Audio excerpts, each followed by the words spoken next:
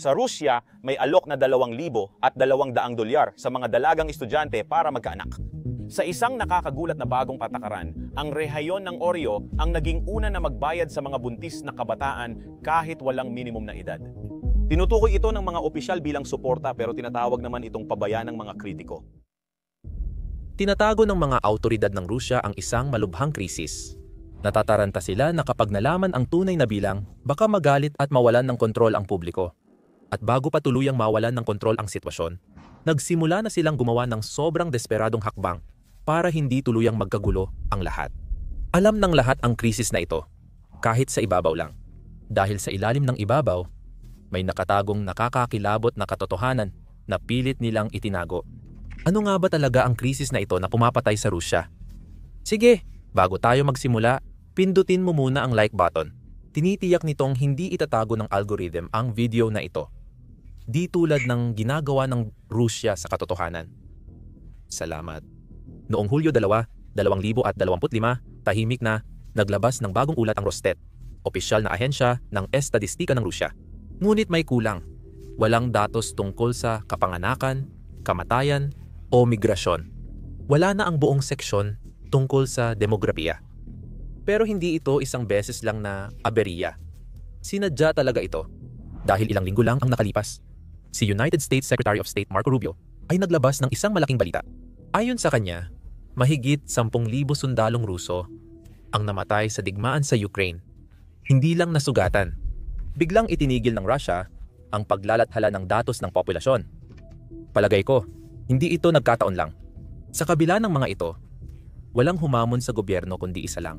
Hindi pangkaraniwan ang taong ito, pati ang kanyang ginawa. Unang nagbabala si Alexei Raksha, dating demograpo ng Rosstat, opisyal na ahensya ng estadistika ng Russia. Sinimulan niyang bigyan ng babala ang publiko tungkol sa mapanganib na pagbagsak ng bilang ng mga ipinapanganak at ang pangkalahatang krisis sa populasyon. Hindi nagtagal, tinagurian siya ng gobyerno bilang isang dayuhang ahente at ipinagbawal siyang mag-lecture, magturo, maglathala ng mga libro at mga akademikong artikulo. Malinaw na ayaw ng mga autoridad na kumalat ang kanyang babala. Bago siya pinagbawal, may ibinunyag siyang nakakagulat. Ayon kay Raksha, batay sa datos noong unang bahagi ng 2025 ito, na ang pinakamalalang sitwasyon ng Russia mula 1,700 ese, bumaba ng halos 67% ang bilang ng ipinapanganak noong Marso 2025 kumpara sa Marso 2000 at 24% naman noong Pebrero. Para bigyan kayo ng perspektiba, noong Enero 2021, 147.1 milyon ang populasyon ng Russia kasama ang Crimea. Sa Enero 2025, bumaba ito sa 146.1 milyon kahit isinama ang populasyon ng bagong sinakop na rehiyon sa Donetsk, Luhansk, Kherson at Zaporizhia.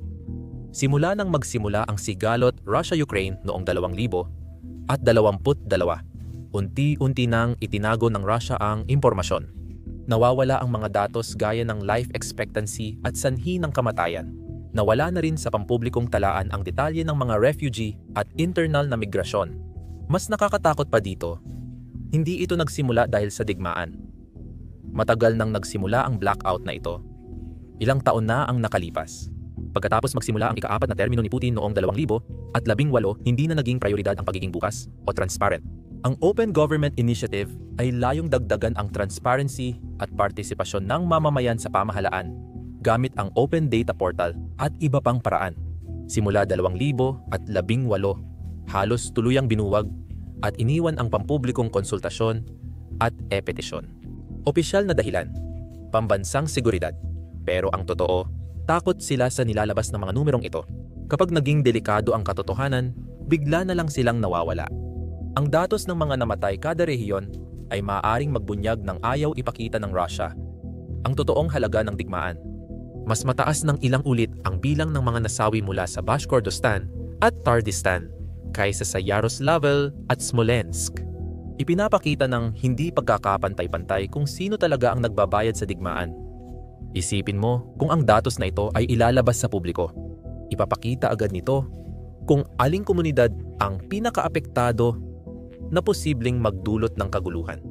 Dagdag pa rito, Hindi epektibo ang demograpikong patakaran ng Rusya. Minsan ay nagtakda si Pangulong Putin ng matayog na layunin na itaas ang fertility rate sa 2-3 na kapanganakan bawat babae, isang antas na kailangan, para mapigil ang pagbaba ng populasyon. Ngayon, iba na ang realidad. Ayon sa United Nations at World Bank, ang kasalukuyang fertility rate ng Russia ay nasa paligid ng 1.4 malayo sa replacement rate na 2.1. Iilan lang sa mga malalayong rehiyon gaya ng Chechnya at Dagestan ang nakakatugon sa target. Habang patuloy na bumababa ang bilang ng ipinapanganak sa ibang bahagi ng bansa.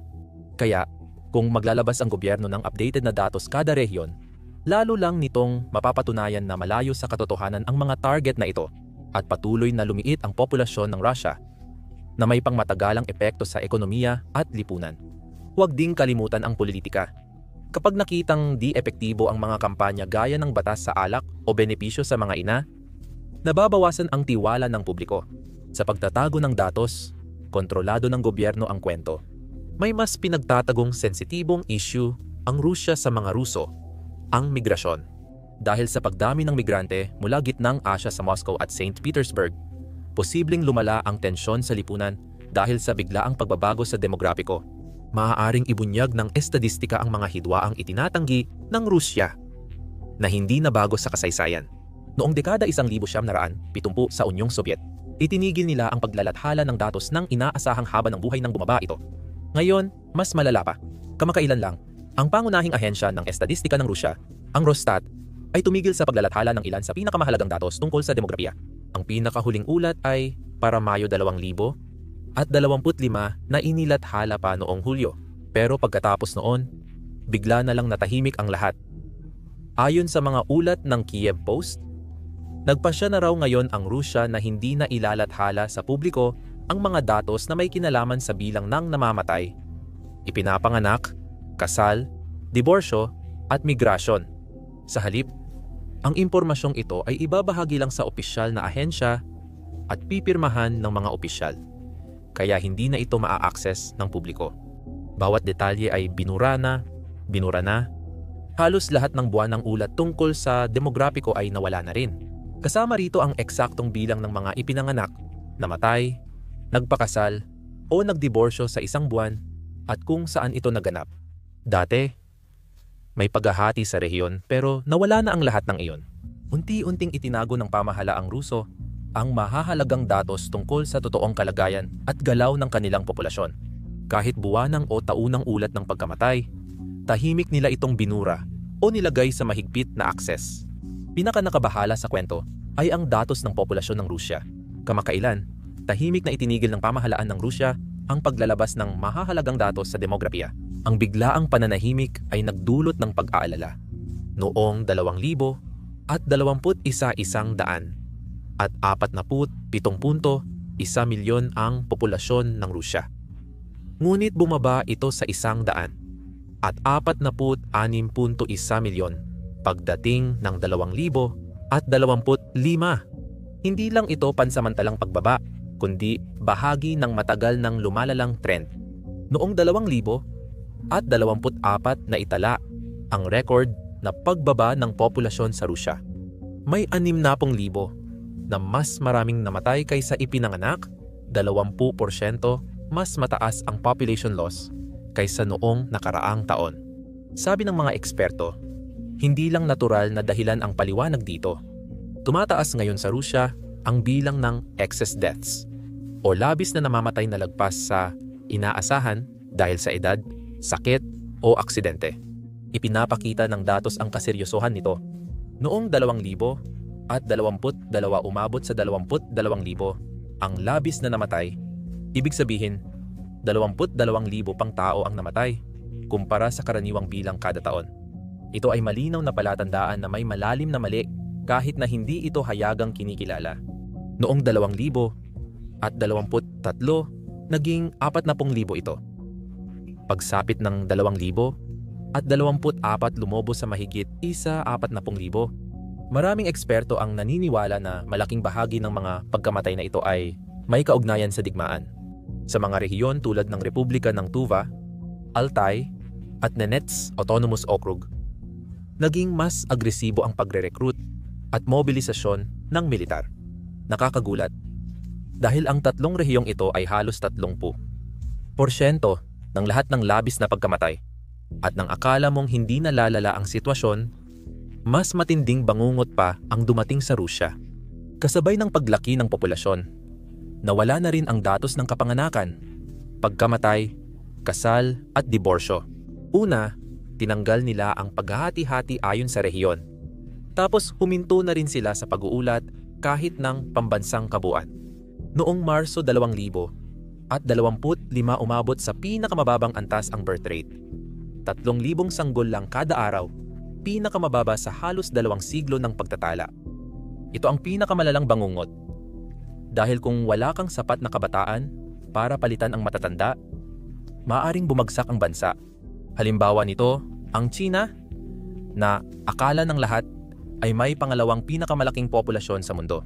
Ayon kay Yi Fuxian, isang siyentipikong Chino sa demografiya. Sobra ang iniulat ng China sa populasyon nito sa loob ng dekada. Ayon sa kanya, maaaring napalaki ng China ang kanilang bilang ng mahigit 100 milyon. Mas higit pa iyon sa populasyon ng Pilipinas. Sinabi niyang labis na pinalalaki ng China ang opisyal na senso tuwing ika-10 taon para tumugma sa tantiya ng gobyerno. Dapat sana nakakatulong ang mga sensong ito sa pagwasto ng taunang tantiya. Sa kaso ng China, tila ginagamit ito para bigyang katwiran ang maling bilang. Ayon sa gobyerno ng China, 1.41 bilyon ang populasyon noong 2023. Ngunit sabi ni Yi, mas mababa talaga ang bilang. At hindi lang ito basta pagkakamali sa estadistika, may malalaking epekto ito. Ang maling datos ay nagdudulot ng maling polisiya sa loob at labas ng China, pati na sa depensa, ekonomiya, at pakikitungo ng ibang bansa gaya ng United States. Iniulat ng Chinese Bureau na mula 1,000 siyam, naraan siyam naput isa 2,000, may 203 ipinanganak at 70 siyam namatay. Aabot sa 1.27 bilyon ang populasyon pagsapit ng 2,000. Nang dumating ang senso noong 2,000, hindi nagtugma ang bilang. Ano ang ginawa ng mga opisyal? Nagsagawa sila ng kampanya para hanapin ang milyon-milyong nawawalang tao para lang mapatunayang tama ang kanilang pagtataya. Mas pinag-aralan pa ni Fuxian. Sabi niya, mga 16.4 na milyon lang talaga ang mga sanggol na ipinanganak sa dekadang iyon. Matapos isaalang-alang ang mga namatay at migrasyon, nadiskubre niyang may halos 40 milyong tao na maling naisama sa populasyon. Hindi maliit na agwat yan. Parang isang buong bansa na ang dami ng tao niyan. Pangalawang taon nang bumaba ang populasyon ng China noong 2,000 at 23. Bumaba ang birth rate sa 600. 30 bawat 1,000 tao mula 600, 77 noong 2022. Iyan ay 900 at 2 milyon lang na bagong ipinanganak sa isang bansa na may mahigit 1 bilyong populasyon. At ang fertility rate, isa lang. Ang ipinapanganak kada babae, isa sa pinakamababa sa buong mundo. Isinasama nito ang China sa mga bansang tulad ng South Korea, 0.32, Japan, 1.2, at Taiwan, 0.85. Ang Rusya ay nasa parehong landas, at ang mga epekto nito ay nagiging mapanganib na. Simula huling bahagi ng 2,000 at 24 tahimik na inalis ang datos ng inaasahang buhay ng batang lalaking Ruso, eksaktong nang nagsimulang bumaba ito. Mahalaga ang mga numerong ito para maintindihan ang epekto ng digmaan sa populasyon ng Rusya. Pero pati ang mga ito, wala na rin ngayon. Isa pang malaking nawawalang datos sa Rusya ay estadistika ng migrasyon at krimen. Hanggang kalagitnaan ng 2023, ang Ministry of Internal Affairs ng Rusya, ang Ministry of Internal Affairs ay regular na naglalathala ng buwanang ulat tungkol sa migrasyon na nagpapakita kung saan nanggagaling ang mga tao, paano sila pumapasok, at mga detalyadong estadistika. Ngunit bigla nilang itinigil ang paglalabas ng mga datos na ito. Hindi lang yon, binura rin nila ang mga lumang ulat. Ang makukuha na lang ngayon ay mga pangkalahatang quarterly bulletin. Hindi na naglalaman ng eksaktong bilang ang mga bulletin, kundi nagkukwento na lang kung paano nilalabanan ng gobyerno ang krimeng may kinalaman sa migrasyon. Kakaiba rito, Mas kaunti ang krimen ng mga migranteng nasa Russia kaysa sa mga mamamayang Ruso, tulad din sa karamihan ng bansa, kabilang ang United States. Kaya ano nga ba talaga ang nangyayari? Naniniwala ang mga eksperto na nilimitahan ng gobyerno ang datos na ito para suportahan ang anti-migranteng naratibo. Simula 2022, kitang-kita ang pagbabago. Opisyal ng gobyerno, media, at mambabatas ay lantad na nagpapalaganap ng takot sa mga migrante. Si Alexander Bastrikin, pinuno ng komiteng investigatibo, ang naging pangunahing tao rito. Matindi siyang bumabatikos sa mga migrante. Mali ang gamit ng estadistika para palabasing sila ang sanhi ng krimen. Pero ang totoo, pinalabas niya ng mali ang datos. Halimbawa, itinuring niya ang maraming pansamantalang rehistrasyon ng isang migrante bilang magkakaibang tao, kaya mali ang lumabas na bilang. Sa huli, sinisi pa niya ang Ministry of Internal Affairs dahil sa sobrang daming migrante at pagtaas ng krimen. Maaaring iyon na ang naging huling dahilan para isara ang access sa datos. Pero hindi lang ito tungkol sa itsura o kahihiyan. Ayon sa mga eksperto, ang mas malaking dahilan ay nagbabago na ang pulisya ng Russia tungkol sa migrasyon. Hindi na ito nakatuon sa pagtugon sa pang-ekonomiyang pangangailangan. Sa halip, ngayon ay pinangungunahan na ito ng mga alalahanin sa seguridad. Hanggang 2,023 regular na naglalathala ng buwan ng istatistika ng krimen ang opisina ng pangkalahatang tagausig ng Russia. Nakatulong ang mga ulat na ito sa mamamahayag at mananaliksik na pabulaanan ang opisyal na kasinungalingan, lalo na sa krimen ng migrante at karahasang tahanan. Ngayon, wala na lahat yon. Dahil nakatago na ang datos ng krimen, hindi na natin malalaman ang totoong bilang ng marahas na krimen, menor de edad na sangkot, o mga uso ng krimen sa bawat rehiyon. Iyan ang patunay ng pagbabago sa lipunang Ruso at hindi pa dyan natatapos. Ayon sa sosyolohistang si Lev Gutkov, may mas malalim pang dahilan sa pagtatagong ito. Nahaharap ang Rusya sa matinding pagbaba ng populasyon nito. Tinatayang 50,000 hanggang 15 milyong Ruso ang umalis ng bansa kamakailan para iwasan ang digmaan, panunupil, o maghanap ng mas mabuting buhay. Kung pampubliko ang datos, makikita rito ang lumiit na lakas paggawa, bumabang populasyon ng kabataan, at pag-alis ng mga bihasang propesyonal, lalo na yung nasa edad reproduktibo na may anak. Sabi ni eksperto Gutkov, ang pagkawala ng 1 milyong tao ay parang pagkawala ng isang lungsod. Dahil lumiit ang populasyon ng Rusya, malaking dagok ito sa demografiya.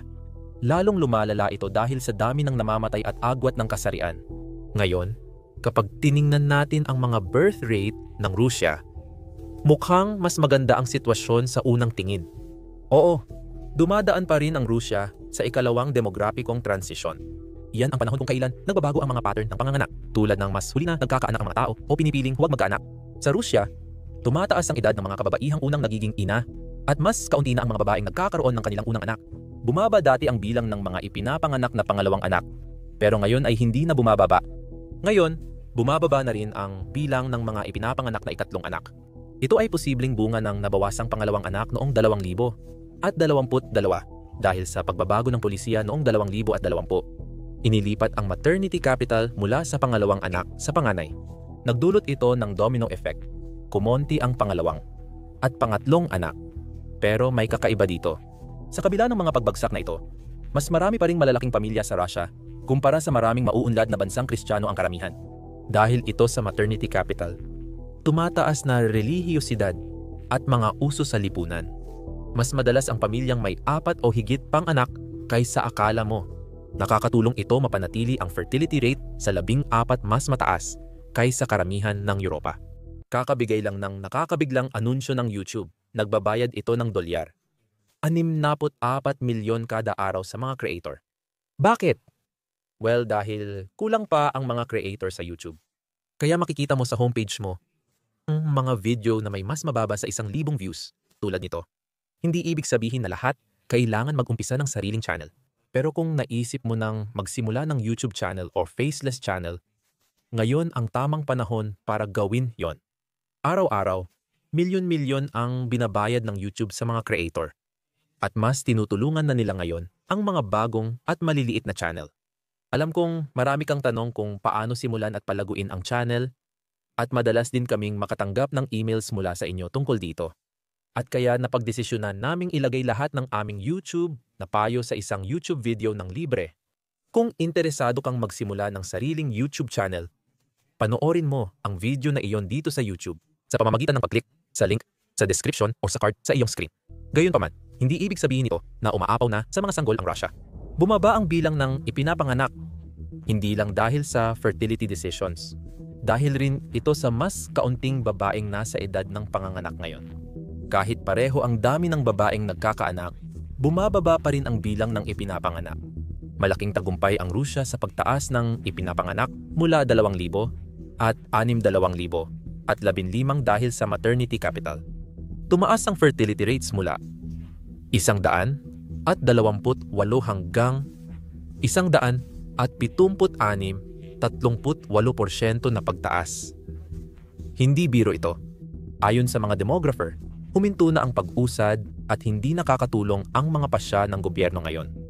Dahil seryoso ang sitwasyon, sa ilang rehiyon ng Rusya, binibigyan ng pinansyal na insentibo ang mga babaeng estudyanteng nabubuntis. Ginagawa ito para matugunan ang bumababang kapanganakan sa Rusya. Ngayon, pagdating naman sa usapin ng mortality rate, mas lalo pang tumitindi ang sitwasyon. Para maintindihan ang mortality, dapat nating tingnan ang life expectancy, hindi lang bilang ng namamatay. Nakakalito ang bilang lang ng namamatay dahil nakadepende ito sa age structure. Halimbawa, di makatuwirang ikumpara ang Russia sa mas batang bansa gaya ng Nigeria kung di i-adjust sa edad ng populasyon. Ganyan ang tungkulin ng life expectancy. Kapag pinag-uusapan natin ang demograpikong krisis ng Russia, isa sa mga madalas na hindi napapansin pero napakaseryosong issue ang lumalalang hindi pagkakapantay ng kasarian sa bansa. Sa loob ng dekada, mas maraming babae kaysa lalaki sa Russia. Noong 2020 senso, 54% ng populasyon ay babae at 46% ay lalaki. Pero mula nang magsimula ang digmaan sa Ukraine noong 2022, lalong lumaki ang agwat na iyon. Mahigit 120,000 lalaking Ruso ang namatay sa digmaan na nagpalala sa hindi balanseng rasyo ng populasyon. Para maintindihan ang tinding hindi pagkakapantay, balikan natin ang nakaraan. Karaniwan sa mundo, may 105 na lalaking ipinapanganak sa bawat 100 babae. Gayunpaman, mas mataas din ng kaunti ang mortality rate ng mga batang lalaki. Sa paglipas ng panahon, nagkakapantay din ito. Sa maraming bansa, mas dumadami ang babae kaysa lalaki sa pagtanda, gaya sa edad 56 sa Hapon. Pero sa Rusya, nangyayari ang puntong ito ng nakakagulat na maaga, sa edad na 30 pa lang. Bakit kaya?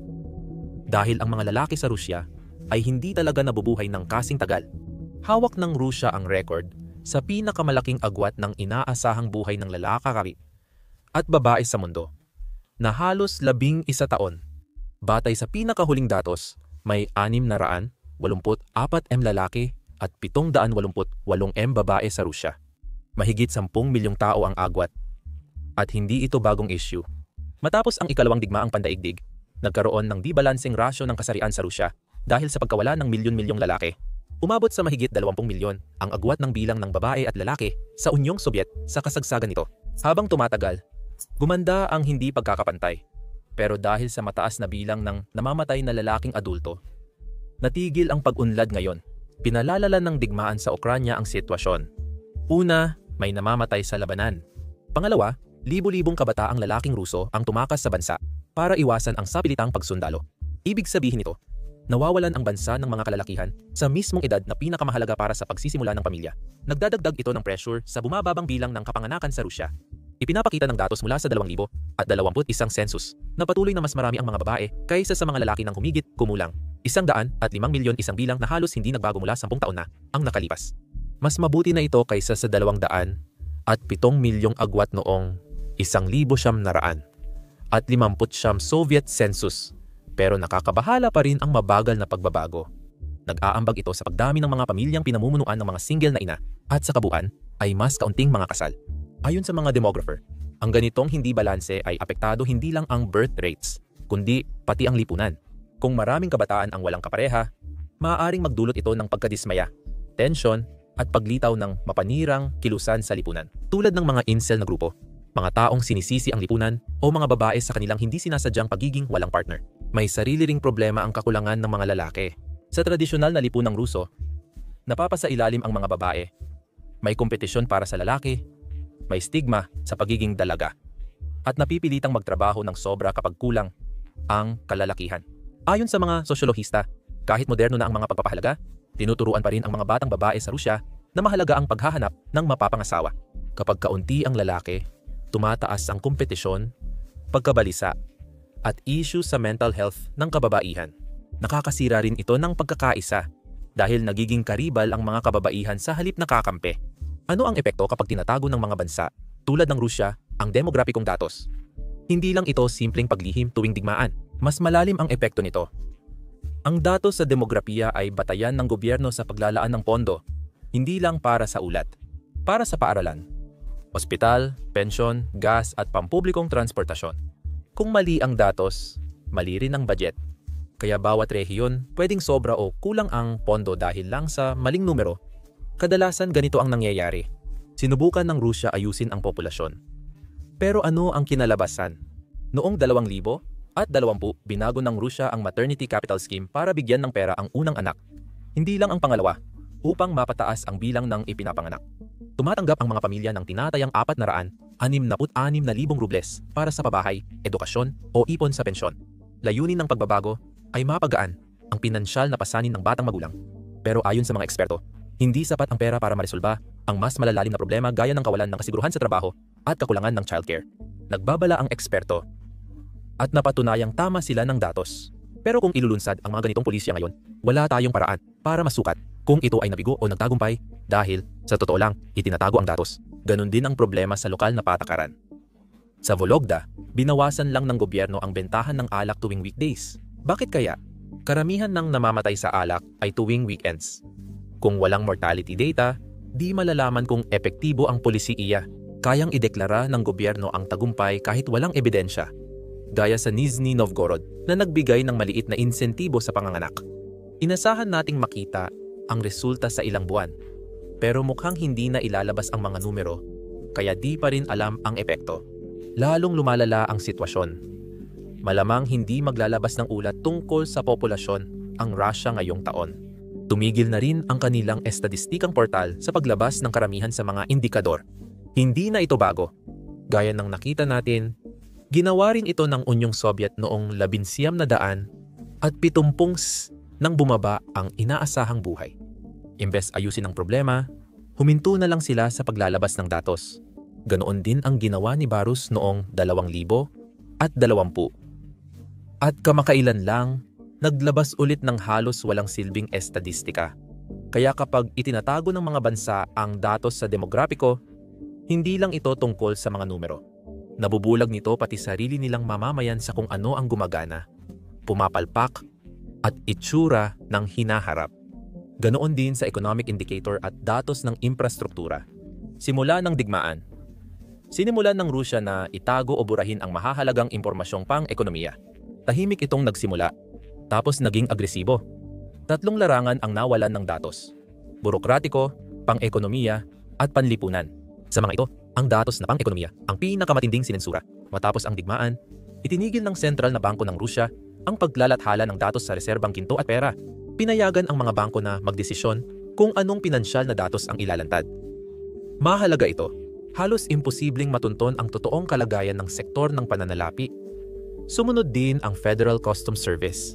Itinigil nito ang paglabas ng estadistika sa pag-aangkat at pagluluwas, na nagbawas ng mahalagang pananaw sa takbo ng ekonomiya sa ilalim ng parusa. Sumali rin ang Ministry of Finance. Nilimitahan nila ang access sa real-time na datos ng pagpapatupad ng budget. Isang mahalagang paraan para malaman kung paano pinamamahalaan ng gobyerno ang pera nito. At hindi doon natapos iyon. Nawala rin ang impormasyon tungkol sa produksyon ng langis at gas, na siyang gulugod ng ekonomiya ng Russia. Opisyal na sinabing proteksyon ito laban sa parusa, pero iba-iba ang paliwanag. Halimbawa, nang itinago ang datos ng produksyon ng gasolina, sinisi ng Ministry ng Enerhiya ang kalagayang geopolitikal at ang mga panganib ng manipulasyon sa merkado. Sa totoo, nakinabang din ang mga elitista ng Rusya sa blackout na ito. Maraming dating datos tungkol sa yaman o korupsyon ng mga opisyal ang tahimik na wala. Hindi na sapilitan ang mga deklarasyon ng mga lingkod bayan at karamihan sa mga record ng ari-arian na dating ginagamit ng mga mamamahayag para imbestigahan ang mga opisyal ay hindi na rin madaling ma-access. Isa pang malaking bahagi ng nawawalang datos ay nagmumula sa kalagayan ng lipunang Ruso. Ang mga dahilan, hindi parusa, kundi lumalaking takot sa balita. Halimbawa, ang portal ng tanggapan ng pangkalahatang taga-usig na dating naglalathala ng real-time na datos ng krimen ay tumigil na. Ayon sa analyst, pinipigilan ng Kremlin ang negatibong balita. Lalo na't mahirap ipaliwanag ang mga numero ngayon. Tingnan natin ang estadistika ng pagpatay sa Moscow. Isang beses, biglang tumaas ang mga kaso ng pagpatay doon. Marami sa mga krimeng iyon ay nangyari sa bagong inangking teritoryo tulad ng Donetsk o Luhansk at inilipat lang sa mga investigador ng Moscow. Masama pa rin ang epekto nito at sapat na dahilan iyon para burahin ang datos, pati na ang tahimik na pagtanggal ng mga datos tungkol sa kalikasan. Tumigil ang Federal Service for the Supervision of Natural Resources sa Russia sa paglalabas ng datos ukol sa polusyon at emisyon ng mga kumpanyang Ruso, posibleng para iwasan ang batikos kasabay ng pagluluwag ng regulasyong pangkalikasan. May datos ding tumutulong sa pagtaya ng pagkalugi ng Russia sa digmaan, pero wala na iyon. Kabilang dito ang pensyon ng may kapansanan, bayad sa pamilya ng nasawing sundalo, at budget para sa mga serbisyong panloob na seguridad. Ang paglalantad ng ganitong numero ay hindi lang bawal, kundi maaring ituring na krimen. Samantala, ang mga lihim na gastusin sa pambansang budget ay umabot na sa pinakamataas na antas sa kasaysayan. Sa unang quarter ng 2025, nakagastos na ang Russia ng 36 na trilyong rubles sa mga lihim na bahagi ng budget, 44% na pagtaas kumpara sa parehong panahon noong nakaraang taon. Sabi ng mga eksperto, sa 2025, 40% ng budget ng Russia ay para sa depensa at seguridad. Mas malaki pa ito kaysa pinagsamang gastusin ng bansa sa edukasyon, kalusugan, at programang panlipunan. Maging ang buwanang datos ng pag-aangkat at pag-export ay labis ng binago at halos di na makilala. Nang ibalik ito matapos tanggalin noong 2022, naging sobrang malabo at halos wala ng silbi. Pero nagawa pa ring tuklasin ng mga mananaliksik na nakakaiwas ang Russia sa mga parusa sa pamamagitan ng pagbili mula sa mga tagapamagitan sa mga bansang tulad ng Sina at Kazakhstan. May legal na butas na pumapayag sa mga kumpanyang Ruso na may parusa na itago ang ulat pinansyal, detalye ng pagmamay-ari, kasunduan sa negosyo, at kontrata ng gobyerno. Maaari nang mag-operate ang mga kumpanyang ito ng palihim. Walang obligasyong ibunyag ang kanilang gawain. Ayon sa ang kampana, ang pagtatago ng datos pang-ekonomiya ay nagpapahirap sa lahat na magplano at maintindihan ang nangyayari, pati na sa mga negosyo. Halos lahat ng aspeto ng buhay publiko ay apektado ng blackout, pati pambansang senso ay namanipula. Binabaan ng autoridad ang poverty threshold para lumitaw na mas kaunti ang mahirap. Dinagdagan nila ang bilang ng Ukrainian refugees sa Rusya at iniba rin ang health data. Ang pinakapunto ay simple. Ang pagsupil sa datos ay bahagi na ng sistema sa Rusya. Malinaw itong senyales ng lumalalang autoritarianismo. Kung walang access sa tamang impormasyon, mahirap para sa mamamayan, mananaliksik o mamamahayag na malaman ang totoo at mapanagot ang dapat managot. Kung kailan ilalabas ng Rusya ang datos, panahon lang ang makakaalam.